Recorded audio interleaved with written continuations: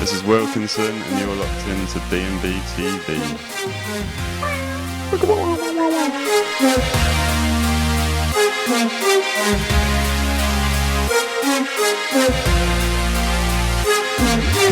You're locked into D&BTV, and today I'm here with Ram Records Wilkinson. We've decided to take you higher, and we're actually currently sitting in an Emirates cart going over the Thames. How are you? I'm good, thank you. I'm pretty, it's alright actually, it's not too bad. You're not scared of heights, We're getting pretty high. You're scared of heights, right? I am petrified of heights, but it's alright. You're a bit of a daredevil anyway. You used to BMX, I hear.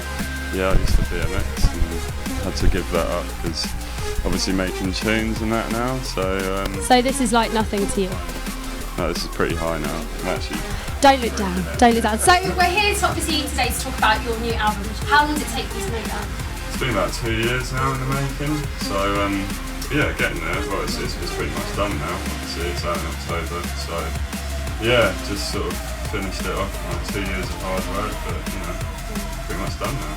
So let's talk quickly about the album and the tracks on the album. So it's not predominantly just a drum and bass album. Would you say it caters for more than just the regular drum and bass crowd? Yeah, I mean, I think for me, like, you know, it's good to mix it up. I don't want to put just a continuous drum and bass album. It goes down tempo like 3 times, I think. So you know, it's probably about 3 down tempo tunes and the rest drum and bass. So, but I think it's a good way to break it up, really. And you've been working with some other exciting artists as well. Obviously, we know about P Money, Arlissa, but who else have you been working with? Can you tell us yet? Yeah, it's a girl, Becky Hill. She's really good. She's done a tune on Rudimental, and Iman, Detour City, who she's featuring on 2 tracks. She's great. So yeah, just working with more featuring artists, I think, 'cause it's just good to get different people's input in music, and it makes it more exciting than just sitting in the studio on your lonesome in a dark room on your own, basically, just making tunes. That's good, obviously, but like it's cool just to go and work with other people, take their influences and their inspirations as well into the music, you know. Someone hold the sunlight back, 'cause we want this night to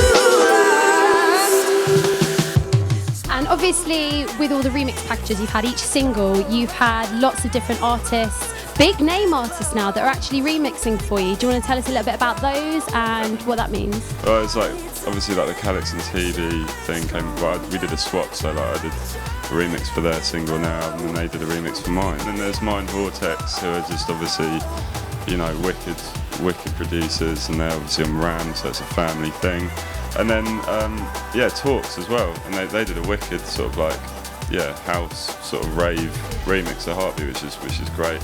And it's important for me just to make sure that the tracks, like if it is a down tempo tune, it's a drum and bass. You got the drum and bass remixes there, because that's what I love, you know. I think you were telling me a funny story earlier about how Andy likes to play some of your tunes sometimes. If you make a tune in a week, you were saying something about sometimes he plays them first. It will check it out as soon as it's like, even if I haven't even dropped the tune. Like, I know he's been introing with an intro that I made, you know what I mean? It hasn't got a drop, but he just double drops it with 5 other tunes, so it's all good.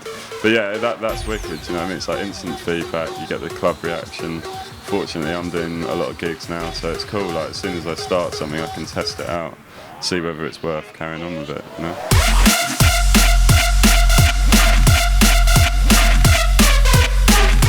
So we just had a brief encounter with the security guards at the, I probably can't say where it is, at the cable cars near Greenwich, but suffice to say they were pretty nice. Yeah, kindly let us carry on, so yeah, not bad. They didn't know who you were, they said. No, unfortunately not, no. But we blagged it, so it's all good. And the doors are slightly unnerving. Is that supposed to happen? Oh no, it's okay, it's fine. Okay, so we're back on track again. We're going to go over for the second time.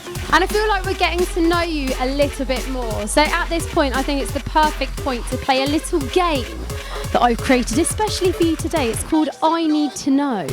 Can you guess why? I have no idea. Maybe it's because one of my tunes is called Need to Know, but yeah.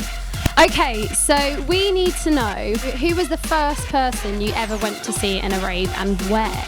If you can remember, if you weren't, you know, completely trashed. That was at Hospitality at Heaven, and that was when I must have been 16, and Scientific took me blagged us in, me and a mate, and it was just like, it was Andy C. I was actually filming. I filmed an interview of Andy C. and shook his hand. I was shaking. And does Andy remember? I doubt it. I haven't even asked him. I haven't even told him. Yeah, I should probably do that. But yeah, that was like, you know, I was like a 16-year-old in what at the time was a gay club, but it was a hospitality night. Do you know what I mean? It was a big rave. I was like, whoa. Yeah, they don't do them there anymore, but that was good times. And finally, the album is out in October time. That's the date that we're currently sitting on. So yeah, everyone go and buy the album. Thank you very much for meeting us today in this very hot and sweaty cable car, Mr. Wilkinson. Yeah, thank you very much for having me.